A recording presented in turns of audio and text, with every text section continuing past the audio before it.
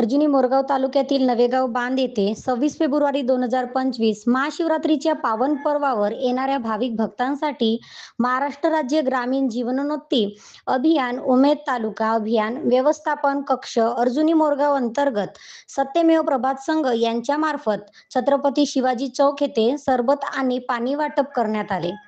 पहाटेपासूनच प्रतापगड येथे भगवान शिवशंकरांच्या दर्शनाला जाण्यासाठी शिवभक्तांची छत्रपती शिवाजी महाराज टी पॉइंट चौक येथून आवागमन सुरू झाले।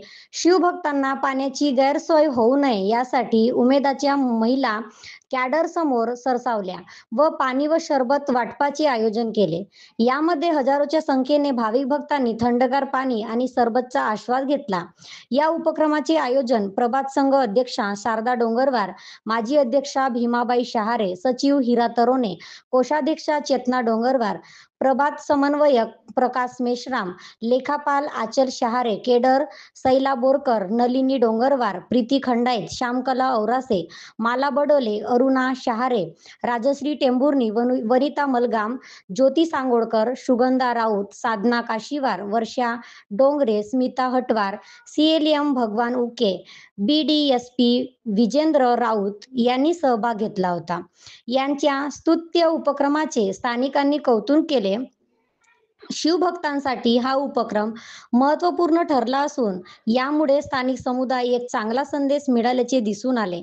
तसेच यात्रेदरम्यान कोणत्याही अनुचित प्रकार घडू नये यासाठी पोलीस स्टेशन नवेगाव बांध येथील ठाणेदार योगिता चाफले यांच्या मार्गदर्शनाखाली PSI अमोल भोसले यांच्या नेतृत्वात पोलिसांचा तगडा बंदोबस्त लावण्यात आला होता। News reporter Suresh Jipkate, Zee India 24 तास न्यूज चॅनल गोंदिया।